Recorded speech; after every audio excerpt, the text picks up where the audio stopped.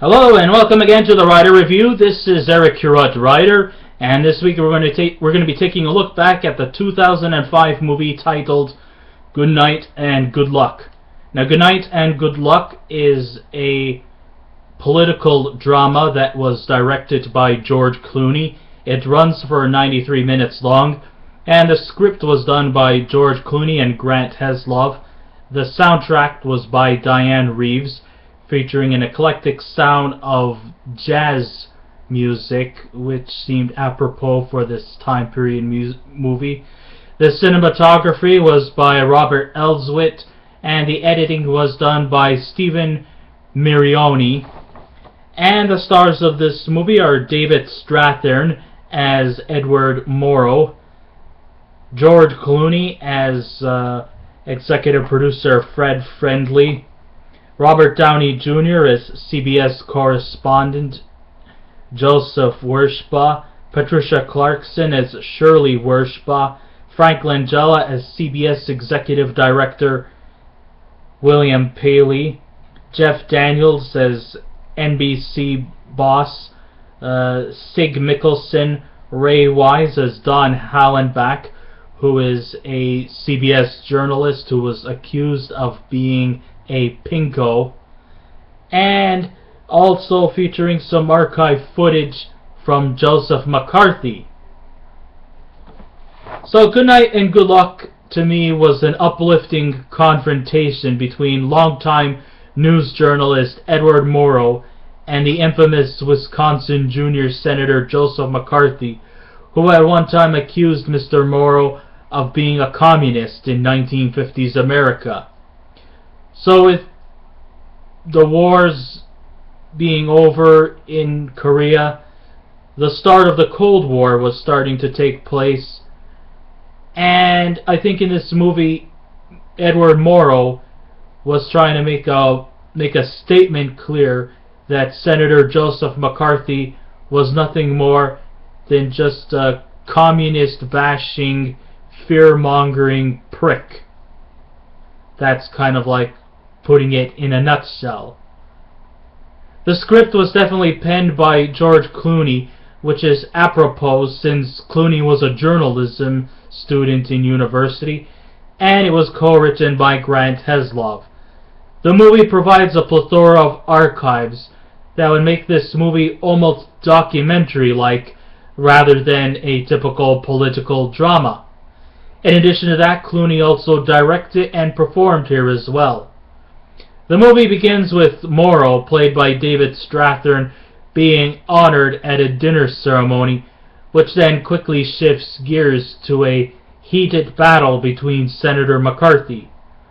Morrow defends himself with a CBS executive based on a news story about an Air Force officer named Milo Radulovich, who was being dishonorably discharged after McCarthy claimed he was a communist because of Milo's sister's leanings, and also because his father purchased the Serbian newspaper. And from there, the heat takes off.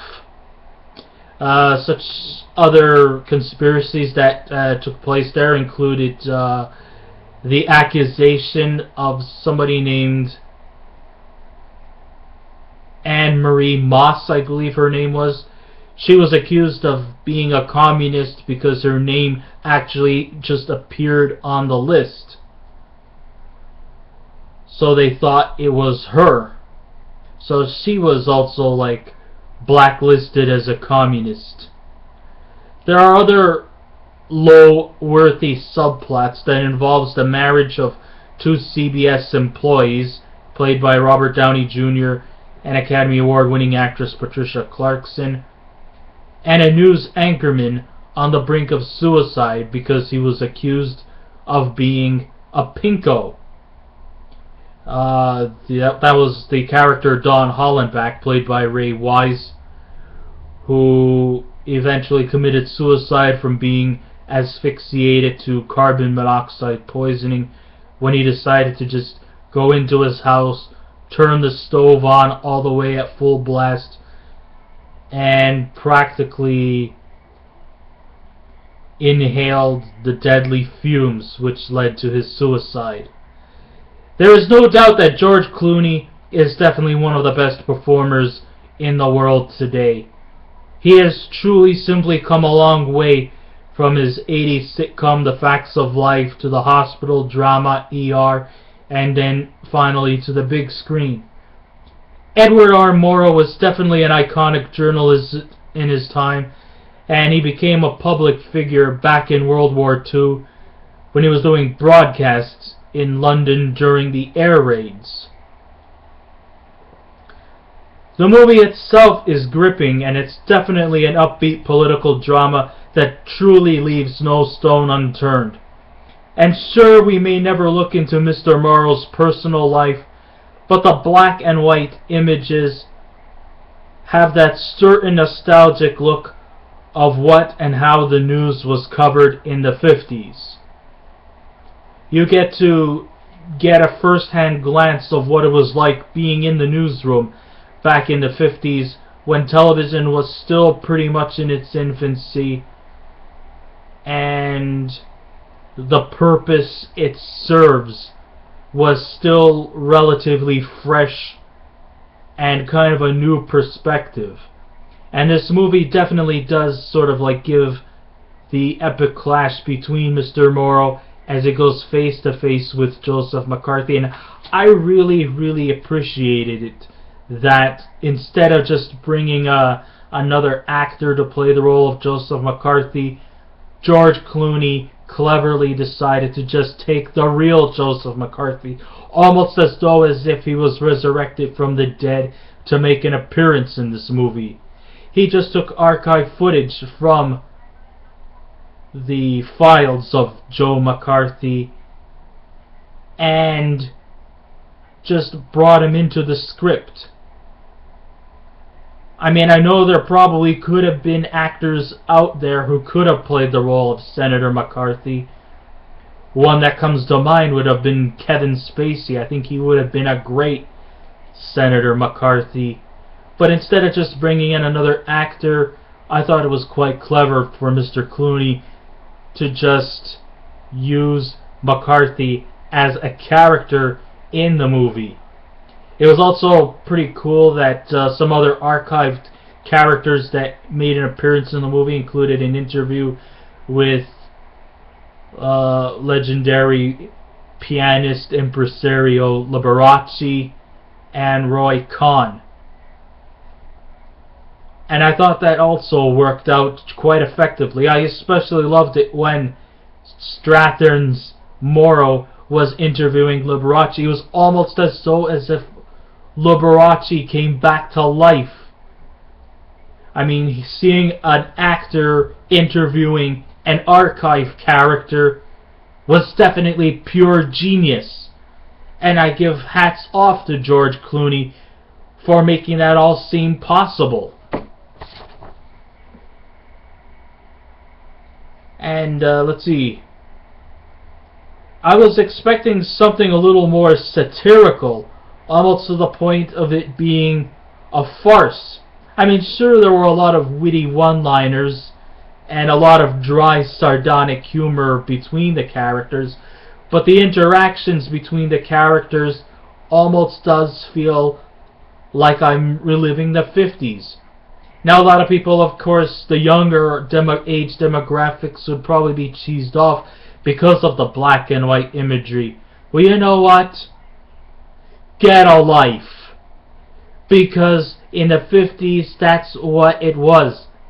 The news was black and white. Television was black and white in both the physical sense and the metaphorical sense.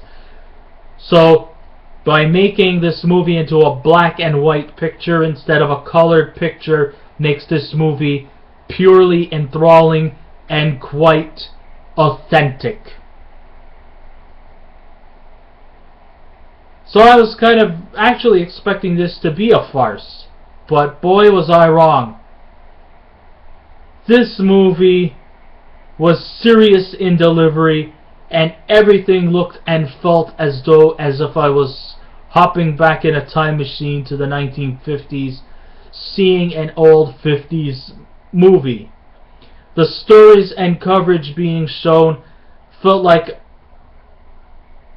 very, very classy. The release done in black and white was symbolic and yet also very scintillating. Even the cigarette smoking tolerance was pretty much vintage 50s.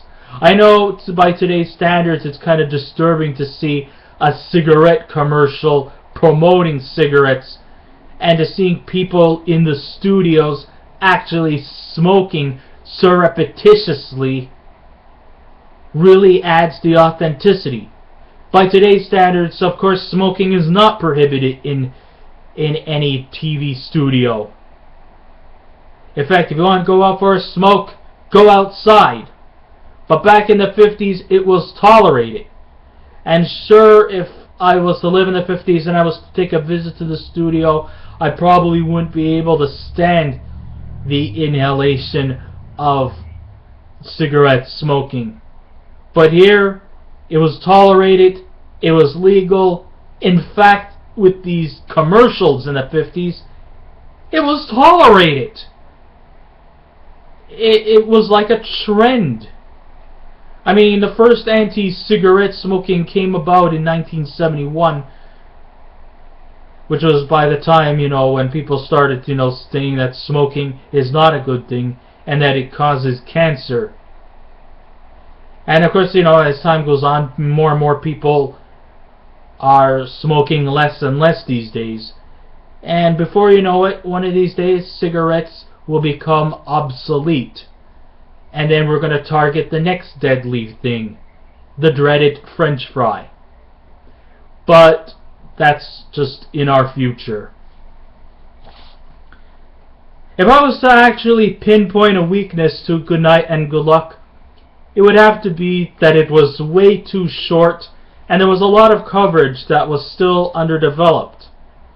And I also really didn't care too much for the Robert Downey Jr. Patricia Clarkson role as a CBS news correspondent and his wife, and I didn't care too much for the angle between them, being a married couple, and there was some kind of a law against two co-workers being married to each other. I mean, it was kind of unfortunate that Robert Downey Jr.'s character was given the let go, but I actually thought that his character was actually very selfless, being that instead of, telling his wife that she should leave CBS, he decides to just go on his own. So I actually do give a little recommendation from him. Another thing that kind of I didn't like was that the Red Scare fiasco could have been much more explained, and more of the fear and paranoia that materialized towards the civilians during the 50s. And I'm not actually quite saying that McCarthy didn't intentionally want to spread fear and doubt on America, but he surely relished it like a conductor holding his baton. And, his spread of fear was really never meant to, take shape. But the fact of the matter is that he pandered to fear, and he thought that, practically the guy was just a fearmonger. I mean, I think if you didn't agree with anything he said, you would be labeled as a communist. Anybody who doesn't agree with his agenda or follow through his agenda is declared a communist. Probably if he likes carrots and you don't like carrots, then you're a communist. That's kind of like what was pretty much running through his little mind. And Edward Morrow was only just putting him into his place, telling him in layman's terms that you're nothing more than just a fearmonger and that you're a prick. This is a good film for those who are studying journalism or pursuing goals in journalism, and to see the physical and metaphorical black and white of journalism in the 50s. The script by Clooney and Heslov was truly a masterpiece and truly earned its Oscar nominations, which included Best Picture. Historians will love the film for its accuracy and how the television news was in its infancy operated. The dramatic and excellent dialogue make this film all the more poignant. If I was to give this film a scale out of 10, I would give it a 9. Well, I guess this kind of wraps up my writer review. Thank you all for listening in. Please write back to me. Remember, be kind, be courteous, and I will be back with another review. So until next time, take care of yourself and keep watching those movies. Goodbye.